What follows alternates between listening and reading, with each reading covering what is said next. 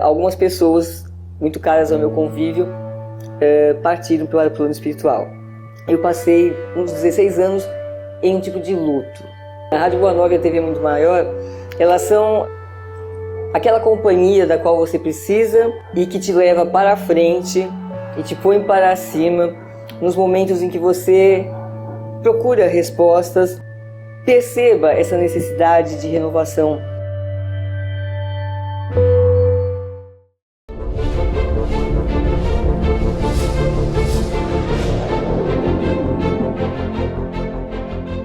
Estamos de volta com a segunda parte do nosso programa e agora nós temos aqui uma pergunta de uma grande amiga, irmã, telespectadora, aliás, Rosa Maria. Ela coloca aqui, faz uma pergunta muito interessante. Professor Severino Celestino, poderia falar, no Abrindo a Bíblia, o senhor já falou sobre a ressurreição de Jesus, que as pessoas chamam como se Jesus tivesse subido aos céus com corpo físico. Por isso não se encontrou seu corpo? Pergunta ela é essa. Vi no YouTube uma entrevista do Jô Soares com um arqueólogo que é pastor falando e lembrei de lhe perguntar. Agradeço desde já, pois estudo muito a doutrina espírita através de seus livros. Obrigado, Rosa.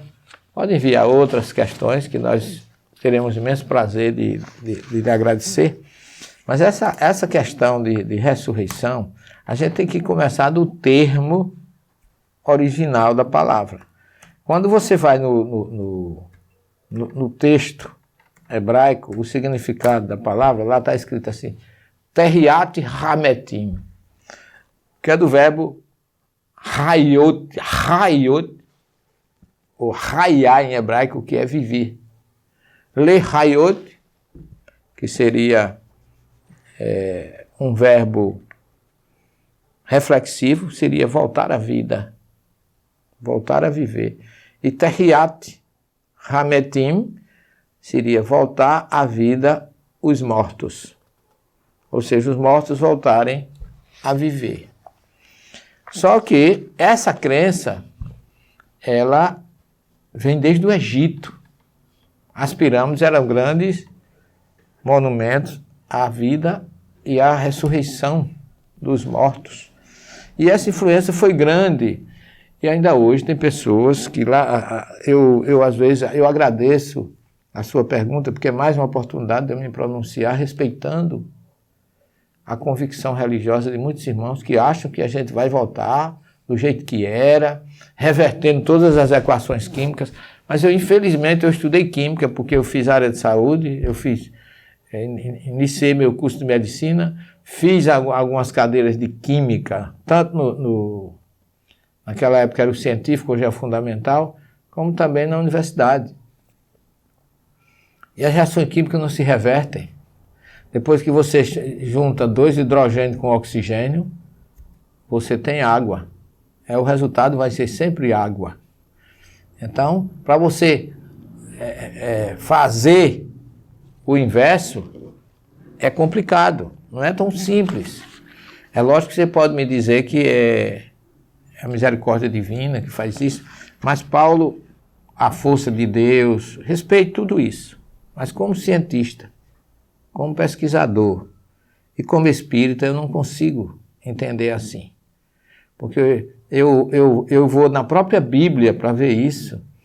Porque a crença, eu acho que, como muitos creem, que você morre e fica dormindo, seria a negação da alma, porque desde que nós somos criados, no Gênesis 2:7, vai ser Elohim, Yahvé Elohim et Hadam, e formou Yahvé Elohim o homem.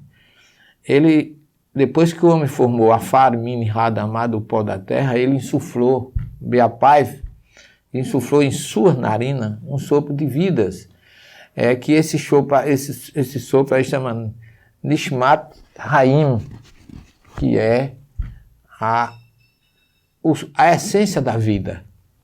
Que aí o Gênesis conclui que depois disso, o homem que era material, recebendo a parte espiritual que vem de Deus, que é o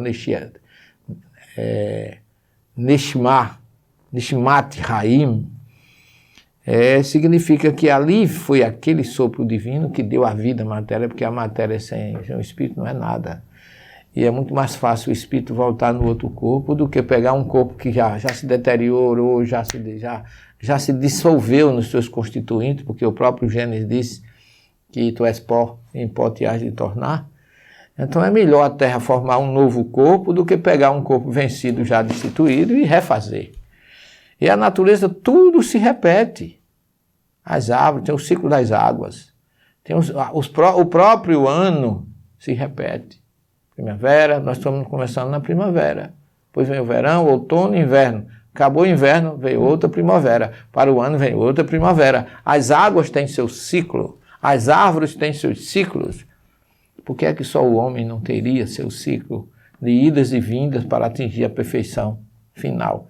É assim que eu vejo racionalmente, respeitando quem não pensa assim.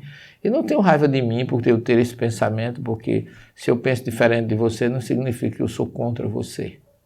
Eu posso não concordar com nada que você diz, não aceitar nada do que você diz, mas eu tenho a obrigação de lhe amar, de lhe respeitar. Foi assim que eu fundei um curso de Ciência das Religiões e convivi com pastores, com padres, 15 anos sem nenhum problema. Todos terminaram meus amigos, porque eu soube respeitá-los para que eles me respeitassem. E vivemos muito bem. Está aqui um exemplo. Isso aqui foi o pastor Valdemar, que fez uma tese sobre ressurreição e reencarnação, que foi a tese de mestrado dele, que era vamos dizer assim, um contestador voraz da questão da reencarnação. Mas a ressurreição, segundo a doutrina Kardec coloca com muita propriedade, ele diz que a ressurreição é a volta do espírito a um corpo que parecia estar morto. Você acha que o espírito morreu, que a pessoa morreu, e aí o seu espírito saiu, e aquele corpo acredita-se que lá no juízo final aquele corpo volta.